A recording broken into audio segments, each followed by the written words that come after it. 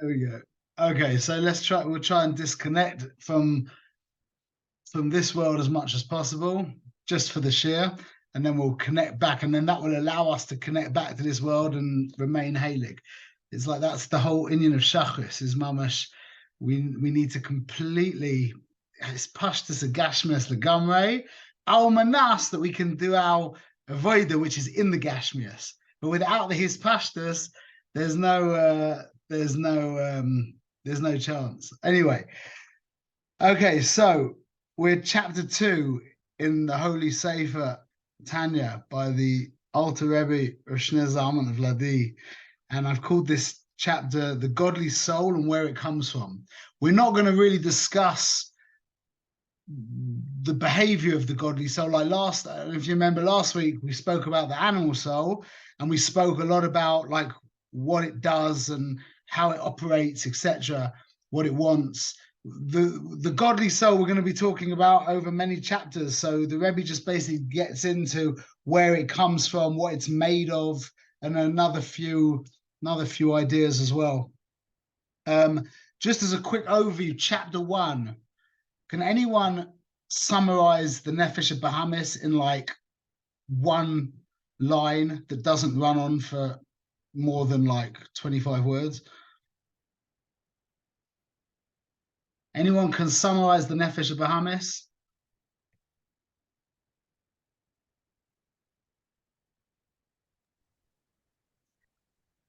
Just because nobody's talking, I'll just talk. The Nefesh Bahamas. The Nefesh Bahamas. Let me ask some questions, man. Let me ask you a more directed question. Yeah, what does it want? It wants your attention. So the way I see it, the Nefesh Bahamis is that part of you that keeps your self-existence in existence. The Nefesh Elikis wants to constantly be one with God, and Nefesh Bahamis is what gives us the ability to be a yesh, a something. Now, the problem is sometimes the Nefesh Bahamis gets carried away with that, and we need to realign it back to where it's supposed to be. That's good. The Nefesh Bahamis wants to be. It just wants to be. Everything that it does, because this is the thing, when you understand things at their source, at their origin, things are so simple, it's ridiculous. Mamash simple, like it's like the most simple. It's when we start getting down and the complication goes on forever. There's layers, endless layers of complication, but at its source, it's so simple. So the Nefesh Bahamis wants to be. That's it. That's the whole tachlis of the Klippa. The Klippa is there to give us an option to choose ourself over God. If it wasn't for Klippa, there would only be God to choose. So we think that we're choosing, to eat something that isn't kosher. We think we're choosing to look at things that aren't kosher. We think we're choosing to go somewhere where we shouldn't go. We think we're choosing to shout at someone when we shouldn't. We all we're doing is just choosing ourselves endlessly in different situations. That's it. Over and over. So that part of us that's choosing ourself, we're not really choosing. We're choosing that part of us that has, like what Yisrael said, is self. That's called the Nefesh Bahamis. So that's literally opposite to the Nefesh Elokis. Okay, so the first thing that the Rebbe tells us is that Nefesh Elokis is called the second Nefesh for a couple of reasons. Number one, it settles into us later on in life. It becomes established in us, in our psyche, in whatever that is. That's a conversation itself. By the time we're 13, okay. It's also called the second Nefesh because our default perspective is from the first Nefesh Achas. That's what the Nefesh Bahamis is called. The way that we see, being normal Jews who aren't Tzaddikim, who are just normal, regular Yidden, the way we see the world, the eyes through which we see the world are from the eyes of the Nefesh Bahamis, unless we do some serious work. So that's why it's called the second Nefesh. So the Rebbe refers to it, he quotes Eov, it's called a Chelek Elokai Mimal, and then he adds the words mamash, or the word mamash. So a Chelek Elokai Mimal really hints to the concept of a Chelek. It doesn't really make sense to take a Chelek of infinity. But the point of a Chelek is that when you take a Chelek of the ocean, you can experience the entire ocean from that one Chelek. So our Nefesh Elokis, this godly soul that exists within us, is so to speak, encapsulates the Ribbono Shel Olam Legamrei, because that's what a Chelek is.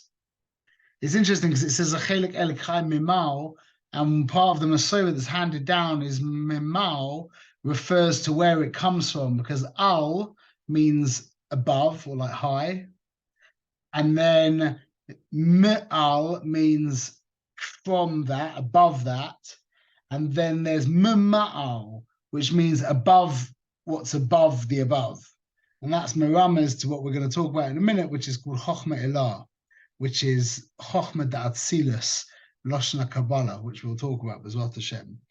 So it's very important to know that the Nefesh Elokis is a complex composite of layers, levels. It's a structure, however you want to discuss it. We're going to spend time talking about that, B'ezrat Hashem.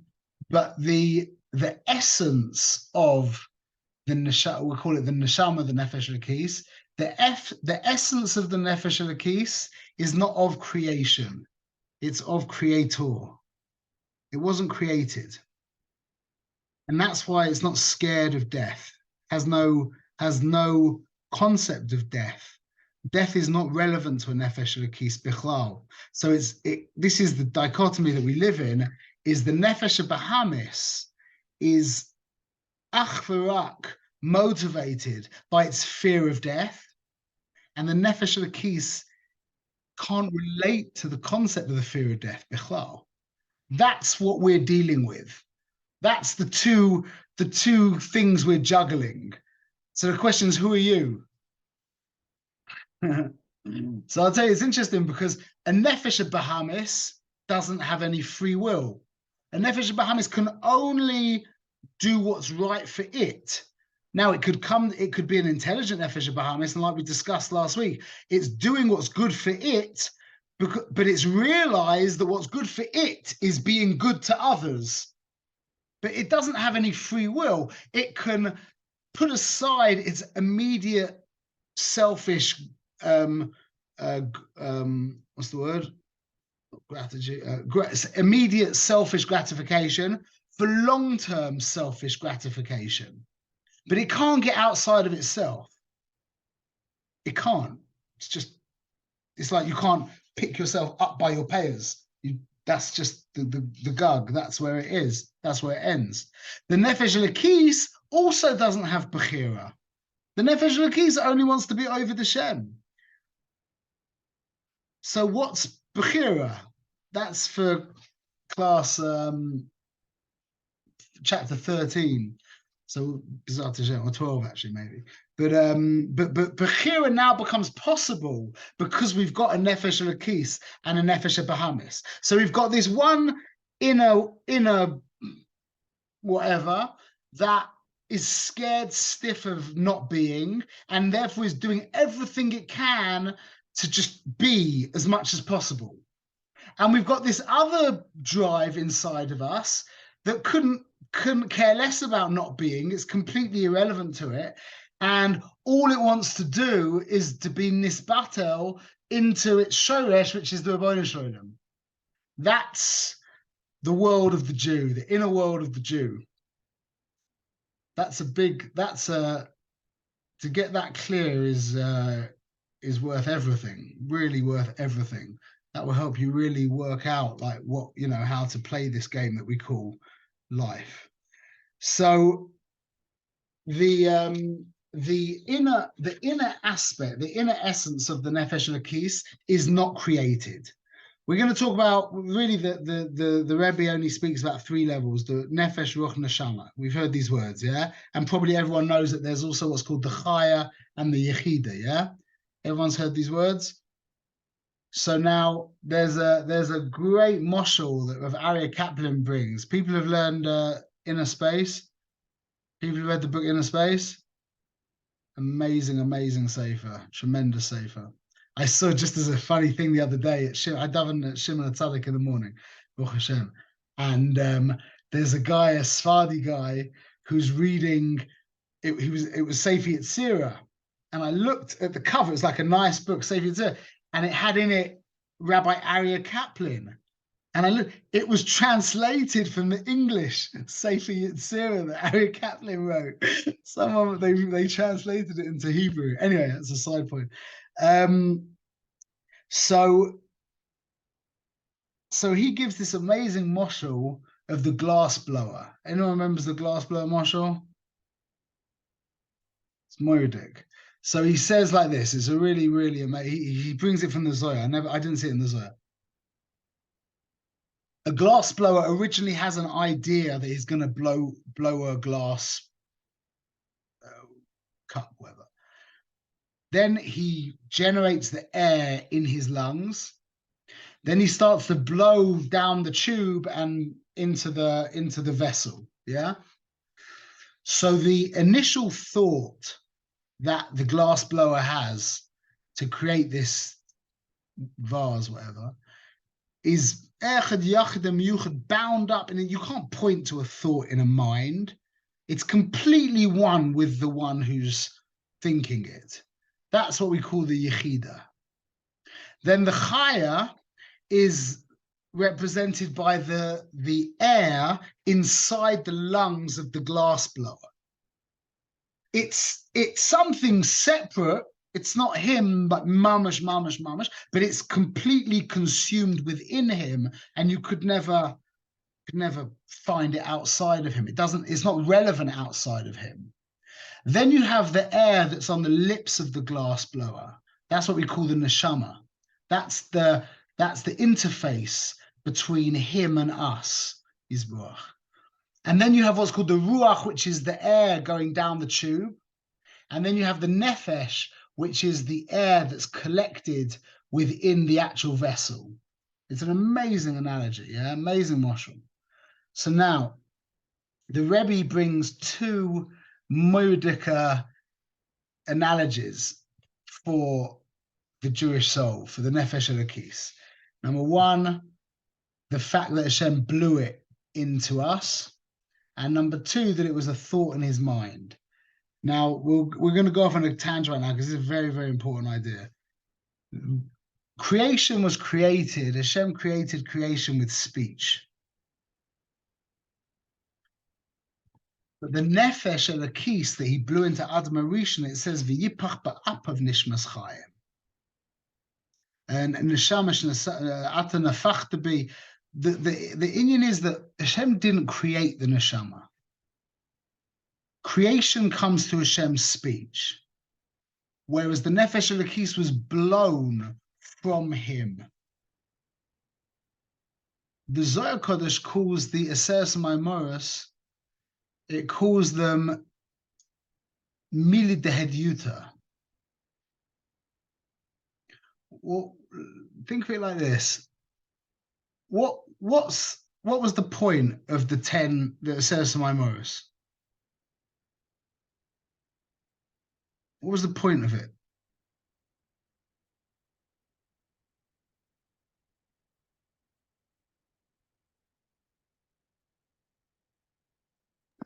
To create the oilam. Yeah, why? You're saying why 10 instead of 1? No, why? No. Well, like, what was the point? Like, why did he create? What's the point of the creation of the sun, the sky, and the grass and animals and everything. He had to create the teva for the world, like we say the nefesh habahamis also of the world, that physicality, and it had to be done through speech, because speech is the first step of something becoming a reality. That's So just like we know that Hashem's. Well, also, but didn't you say one time that the reason that it's through speech is because it's almost like it's being impregnated in us, right? Because it's from inside of him. so Like the wind, like the speech. flash. So let's go in a different direction. That the reason why Hashem created the world, Rashi says at the very beginning of Bereshis, is Bishra Yisrael. The reason why Hashem created the world was so that Yisrael could perform Torah and mitzvahs. Right. So what's the point of the grass and the sky and the trees and the cows, the sun? To be able to do mitzvahs. Yeah, so it has no purpose in and of itself. None of that stuff. So it's like after the Seres Mamoros, we looked around and we're like, this is all nice, it looks nice and stuff, but like, what's the point of it? What's it for? That's the inyan of Hashem's speech, because there's two levels of breath. There's what's called the outer breath, which is where speech comes from. And then there's what's called the inner breath, which is v'yipach ba'apav nishmas chayim. That's the breath of blowing. When you mamash blow, that's called the inner breath. And this is fundamental, foundational, is understanding the difference between inner and outer. What do we mean when we talk about a guy who's chitzoni in Hebrew? Like an external. In English, you'd call him someone who's very external. What would be extrovert? Not well, kind of, but a guy who's chitzoni, who's very external. He's into externalities. That's different to like an extrovert, but a guy who's actually into external things. A guy who has a watch, a fancy watch, yeah, and he's very external. What's the reason why he has that watch? To show off that he's what he has on the outside. It's not for the watch. Right. It's for something that will come from the watch. The means to the ends. Exactly. External means to an end. Everything that we do, there's what's called the chetzonius haratzon and the pnimius haratzon.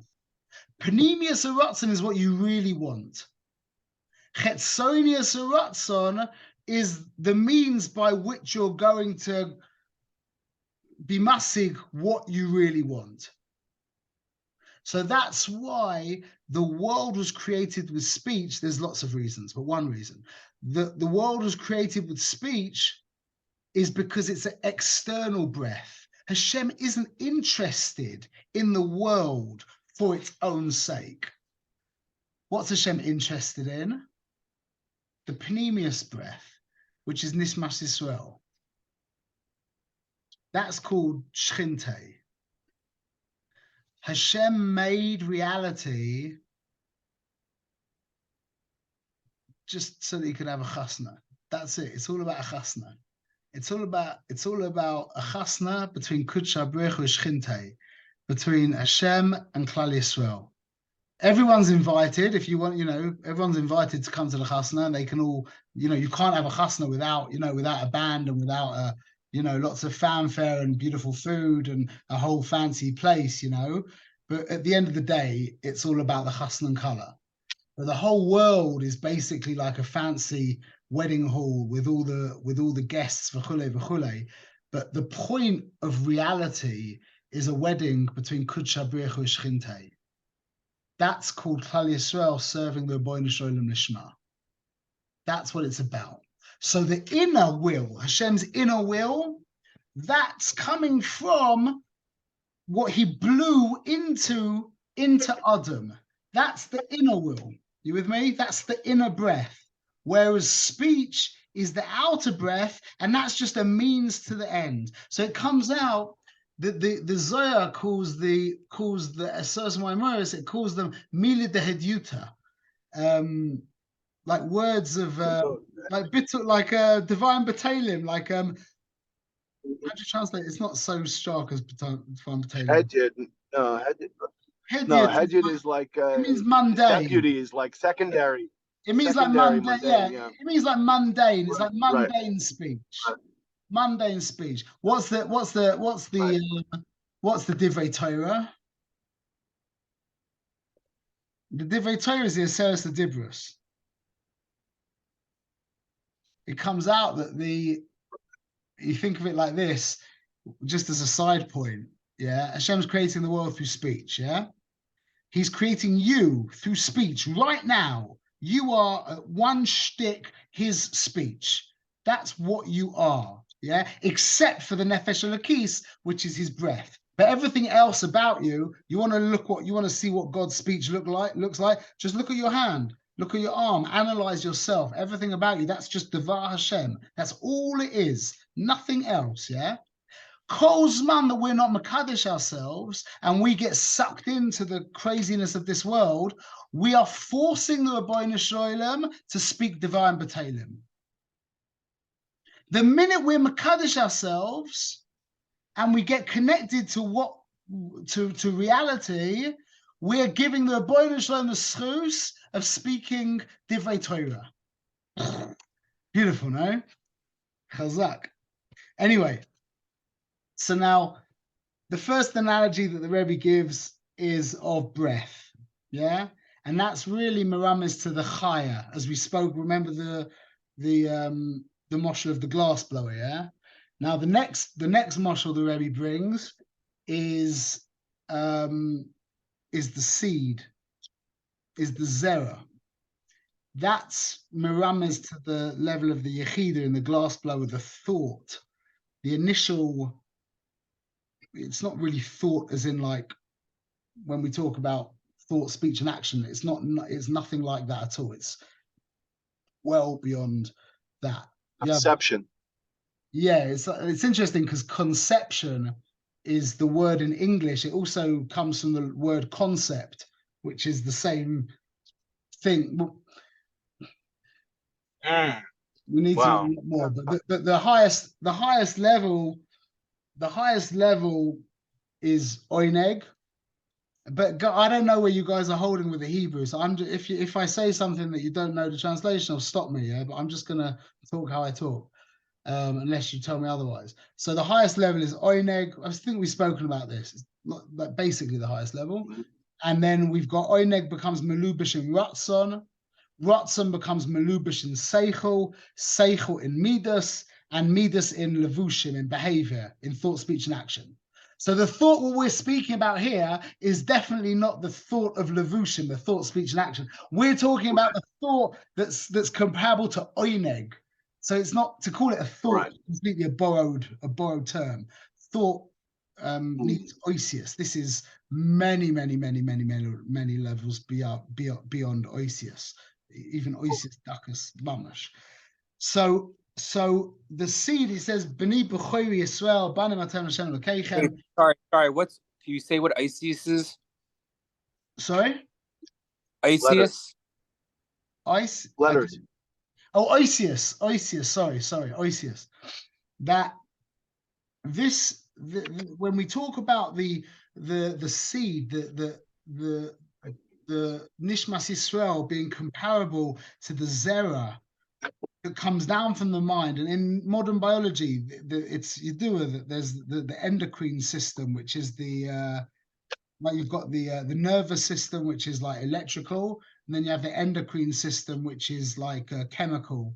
It's like produces all the hormones, and it does a lot of stuff. One of the things it does is there's what's called the pituitary gland, which is like in the toichias of the moyach, and that's responsible for creating, or at least sending the chemical messages to create the zera in the beitzim, whatever. But LP science of today, this everyone says this, that the zera comes from the moyach of the av.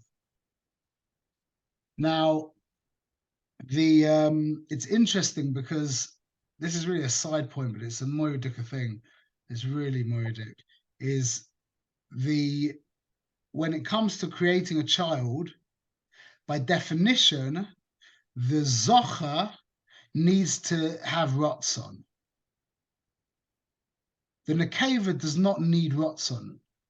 Someone can be ma'anes, chas v'shalom, a woman, and she can still get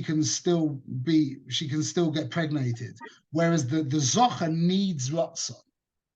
The ikka of the child is talui on the zocher. Okay, contrary maybe to what science says nowadays, I don't know, but the ikka of the child is like a seed goes into the ground. Yeah, for sure the earth has a big hashpah on the seed, but the ikka is the seed. So it's interesting, just as a side point, this creates a big question. How can it be that the Yiddishkeit of a child goes basa the zocher? Sorry, goes basa the nekeva. It's to do with the mother, yeah? If it's the father who's really giving the gestalt of the child, why is it that the Yiddishkeit goes after the mother? So we can answer it very easily when we talk about a Jewish man with a non-Jewish woman. If it's going after the father, yeah, which it is, the Yiddishkeit is talui on the father, but we know it goes after the mother. But listen to this. This is from the Arizal. I've heard this from my Rebbe and from a big tzaddik that I spend time with, or daven with, whatever, called Rav Hass, which is Moedik. What he knows is Moedik. And the Or Chaim speaks about it as well a little bit, that the zera comes from the Yid in Chaz v'Shalom into the Shiksa, and that element, the fact that Jewish zera ends up in the beten of a goita for 9 months, so to speak, kills the neshama, Rahman al-Islan. And the Arizal says, and the Or Chaim says, and Rav Hass told me, that children born from that union become Soine Yisrael mamash. They're goyim, but they're Soine Yisrael mamash. But now, wow. but listen to this for a trip, man. This is the trip. So how does it work if a goy is with a Jewish girl, and they have a child? If it's basa the father, how can it be that the child is going to be Jewish if the father was not Jewish? So it says like this. The Arizal says that the Rebbeinu Shloim was mezavim zivugim, and it came out that this non-Jew had nitzos Yisrael in him, and he worked it out. However, it was that he ended up with this Jewish girl. Don't tell people this who are shy to such a thing. But the reason why the child is Jewish is because it was extracting a Jewish soul that got stuck in Klippa, and that comes out through the Jewish woman. So that's why it's Jewish. Not that the mother makes the child Jewish, just the mother isn't ma'akev the child from being Jewish. Like Lamashal Sisra, Anna, I think. Yeah. I didn't think about that. Yeah. And also Esther, maybe we don't know that she don't know if she had children. But either way, that was a side point. That's just a Moedika thing. But anyway, so now the Rebbe asks a question, yeah, that we say that the zera comes from the Chochmah Ilav, from the highest place in Hashem, in his mind, and Hashem in his Chochmah is one. The question the Rebbe asks basically is, how comes, if this is the case, that the Jewish neshama, the nefesh lakis, comes from this highest place in Hashem, which is all echad, how can there be so many different kinds and styles and levels of the godly soul? So he says, number one, from generation to generation, you've got like the souls of Moshe and the Avos, and then you've got like us, yeah? That's a big difference. Then within the generation, you've got the souls of Rav Yitzchi Meyer Morgenstern, of Svima Zilberberg, and the big tzaddikim of the generation, of Chaim Kanievsky, and then you've got us. And then within every soul, we've got these levels of nefesh, ruach, neshama, and chai yechida, if you can include them as well. Basically, the Rebbe is like, well, if it's all like one and it's all perfect from Hashem's unity, perfect unity, how comes there's all these different levels? So he goes weiter now with the analogy of the zera, and he explains that the zera, everything's included in the zera, yeah? Like when you see like a little seed, like an apple seed, how you guys have redwood, like giant redwood trees near you guys, no? You ever seen, how big is a seed from a redwood? Is it like a massive thing, or it's still like a teeny little thing? Yeah, I mean, I've never seen redwoods. Nobody really plants redwood trees around here. No, the Northern California is the redwoods. It's like a good 6 to 9 hour drive from here. You know, a more different fact about the redwoods is, you know how deep their roots grow? Not so deep.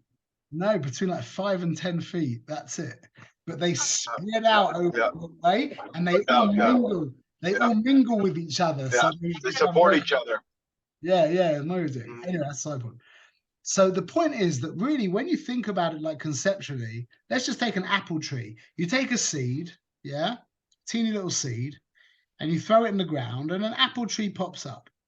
So number one, if you're using your Einei Seichel and not your Einei Bossa, when you look at a little apple seed, you realize that within the apple seed is roots, and you know, the tree trunk and the bark and the leaves and the branches and the fruits and more seeds, endless seeds, yeah?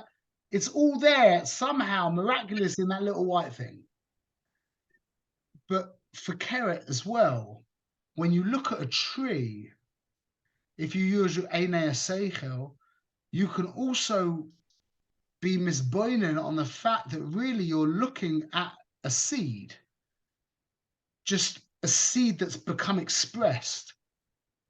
It's like, you know, like you have childhood friends like who are young, and then they become like big people, you know. But you still, it's different when you knew them as a child to when you see them as just this fully developed, you know, big person. So when you look at the tree, really what you're seeing is just the seed. It just manifested. It's not something else. It's not something other. And that's the Inyan of Nishmas Yisrael. So through the gestation, the 9-month gestation period of this seed in the mother, in the beten of the mother, it develops and processes not only into the brain of the fetus, but also into the nails, the fingernails and the toenails. So not only is the most sublime matter, which is brain matter, yeah, comes from this seed, that makes sense because the seed came from the brain of the father. So you would think that you would guess that it would at least make the brain. But the fact that also the keratin of the nails is formed from that same seed. You know what I thought when I was thinking about this week? I realized it's, you know what's a great model for this? Is a 3D printer. I haven't actually seen like how you, like what it looks like, the stuff that you buy it, yeah? But I mean, I know it's like one thing. The more that gets processed and messed around with by the printer, the more different and the more complex and the more it will become. But it's still the same as what it was originally. It's taken on a different form. It's not like it's become a different substance. So you'll say to me, yeah, but the substance of the fingernails is different to the substance of the brain. And that's true on a physical level, but we're talking on a metaphysical, on a spiritual level.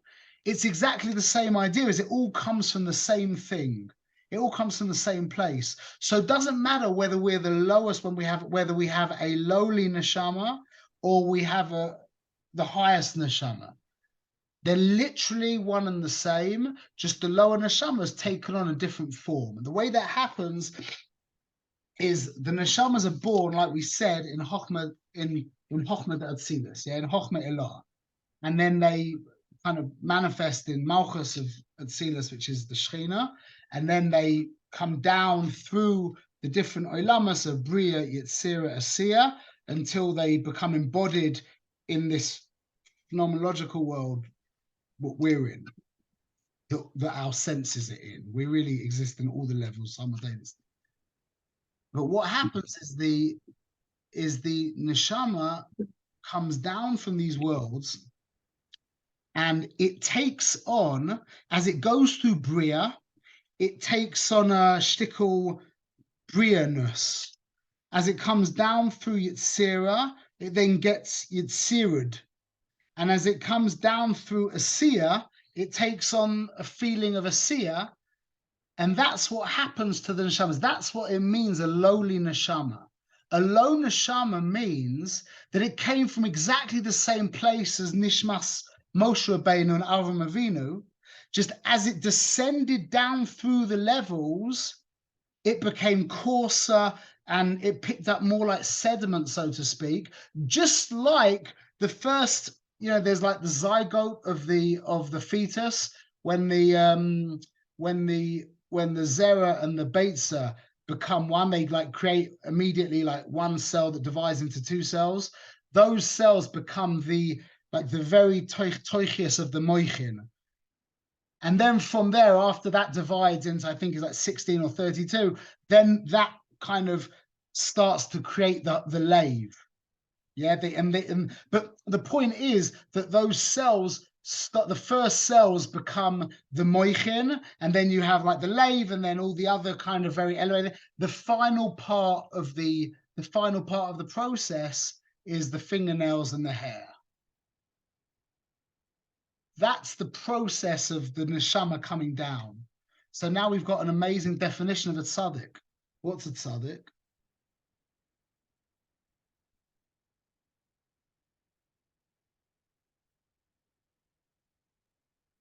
What's a tzaddik? I would say is one that's, and I don't know how he does it, but he reverse engineers this whole process and strips away all these layers and experiences, going back to his originality and expressing that at its fullest form and gilui. So that could be, but that's not what my Rebbe gave to me, but it could be. Maybe his neshama skipped one of the lower levels. It just jumped right in. Could do. By the way, this is my friend Gavriel, everyone. Hi, Gavriel.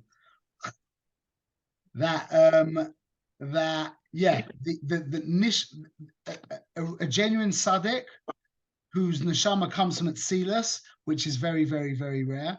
Yeah, but Moshe Rabbeinu's neshama came from Atzilus, apparently.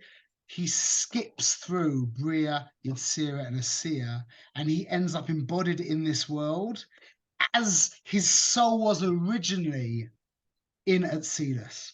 By the way, this is a uniquely Tanya definition of what a tzaddik is, as opposed to the way the Welt uses the expression, which is the reverse engineering, like was suggested. Yeah, well, it could be either way, but the way that Manis explained to me is that it skips through. There's obviously the avoider that a person can become a tzaddik, so that would probably account for that. But there's the inyan of the tzaddik coming down that the Rebbe is talking about here, or that Manis explained to me, where in either way, the point is it doesn't really matter, because either way, a tzaddik is a person whose neshama is atzilistic. And this is the inyan of his kashrus to the tzaddikim, the point is that when you're with a tzaddik, and it doesn't just mean sitting next to him, yeah? Being with a tzaddik means learning from the tzaddik primarily. Like when I say primarily, that's a concession, because everything else next to that is like crumbs. Learning from the tzaddik, yeah? That's really experiencing his soul. That is, your soul is experiencing what it was like back in Chochmah Elah. It's like going back to where you came from, back to, even say be under the kisei covered is not right. It's above the kisei covered. They say colloquially under the kisei covered, but That's already Bria.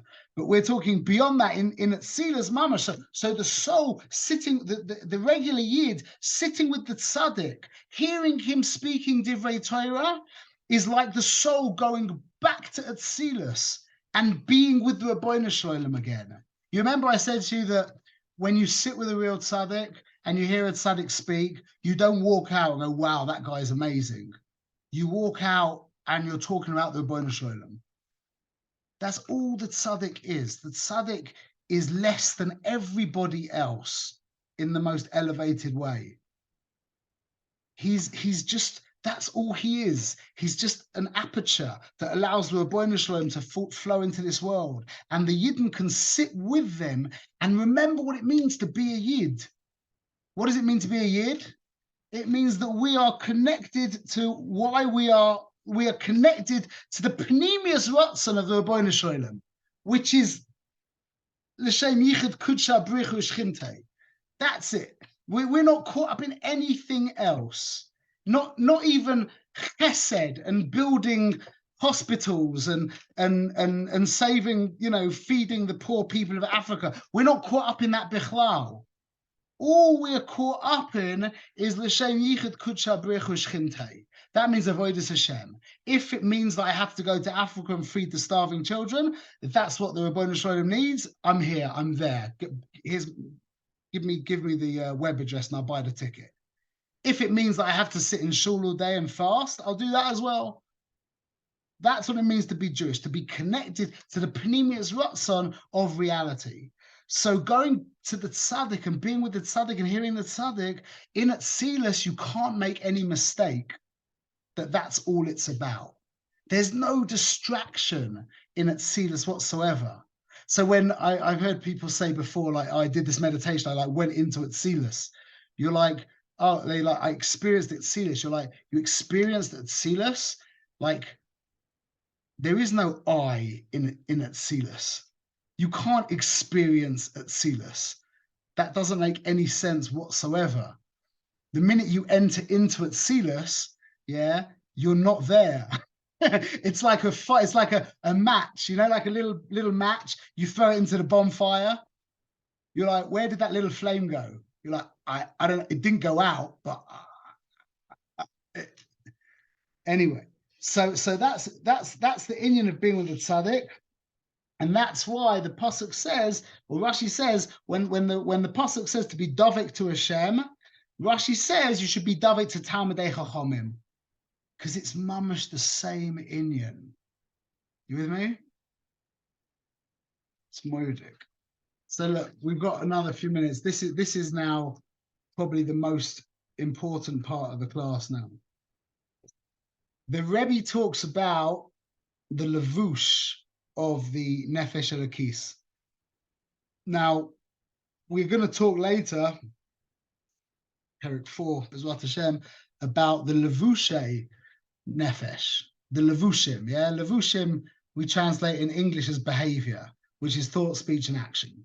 But the Rebbe here just talks about Levush, singular.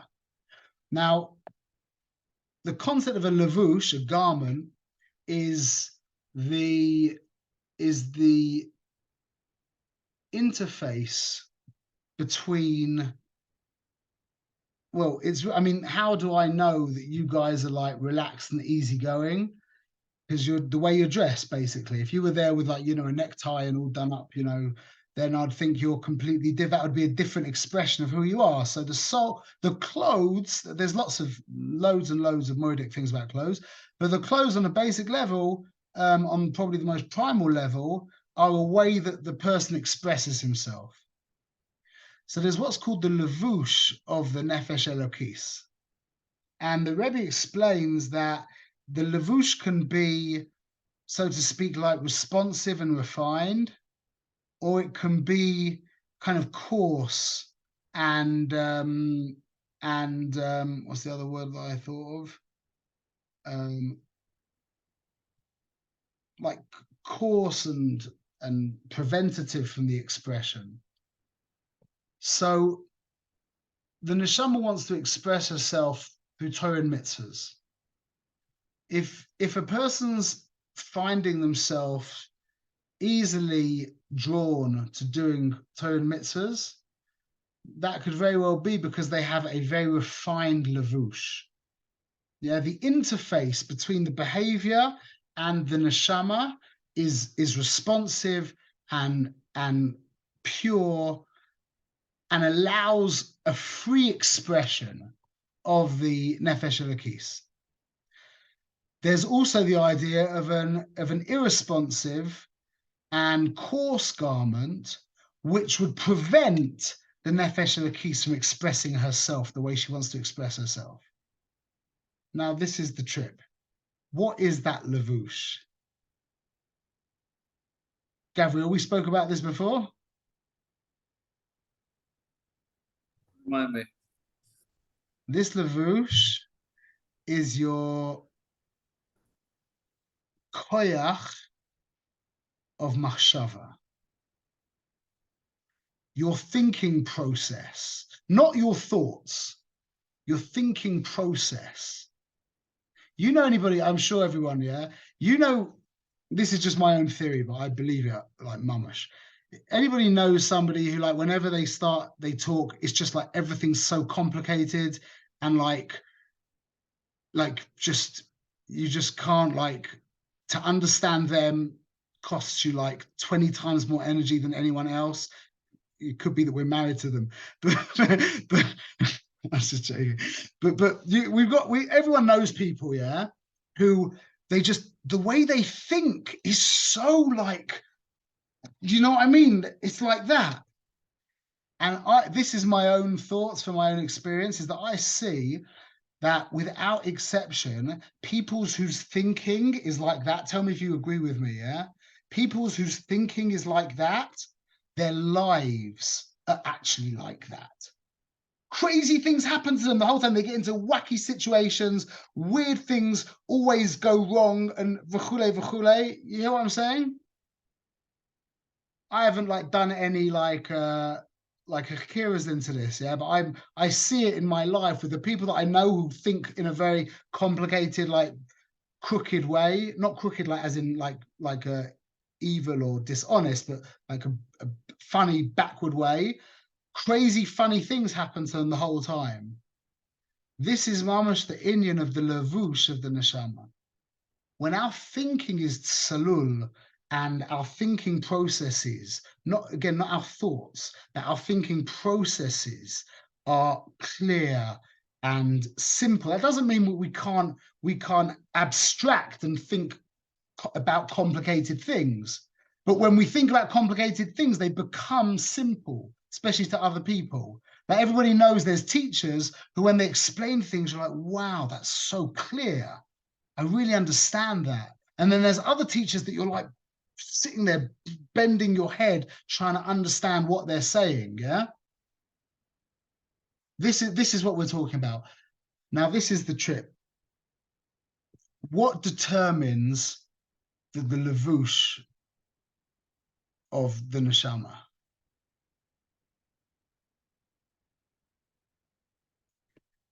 The kedusha by which the parents are misnaheg with each other b'shas zivug.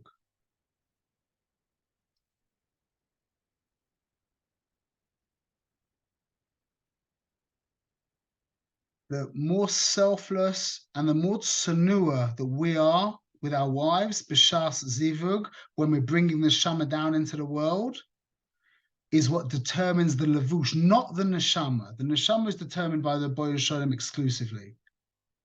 But we determine the levush of the neshama, meaning the way we behave and the way we, meaning thought, speech, and action, b'shas ma'asa, is going to determine how easily our child's neshama is going to be able to express herself in this world.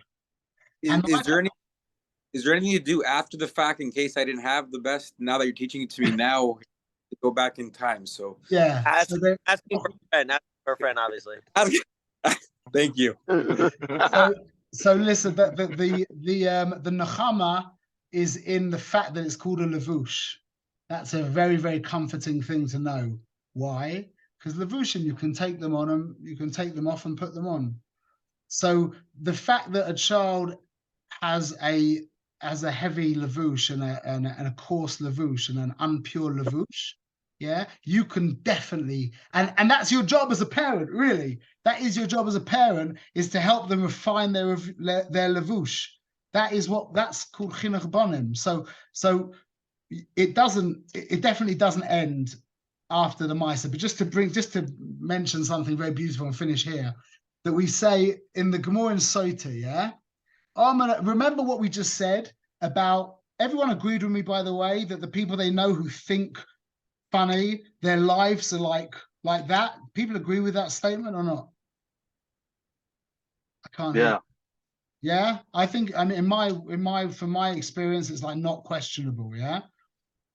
So listen, this is so important. The Rebbe says that all the shefa, about turn, bringing it back to shefa, the shefa that comes to the child is determined by the lavouche. There's that book in this generation, I've forgotten who wrote it. It's called The Power of Attraction. You heard of this book? It's a famous book. The Goyim know this nowadays. The Goyim know that you bring to you according to your machshavas. They know that. This is how it works. People make money out of teaching people about this stuff now.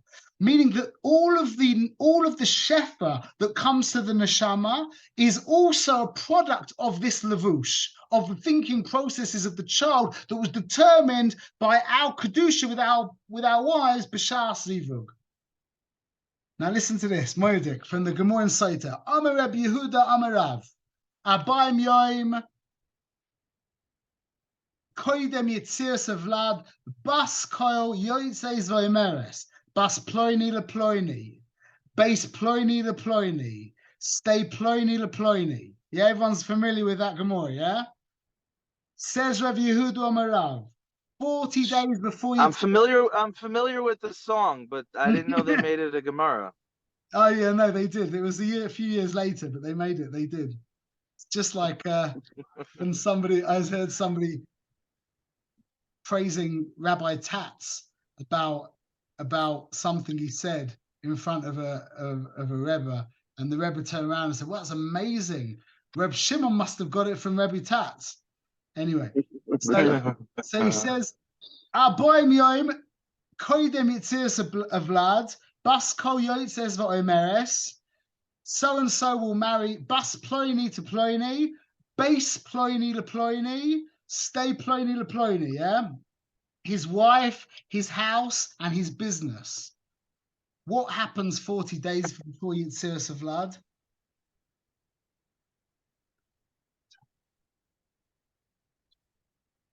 That's Shas Maisa. Yitzias Vlad happens 40 days after Shas Maisa.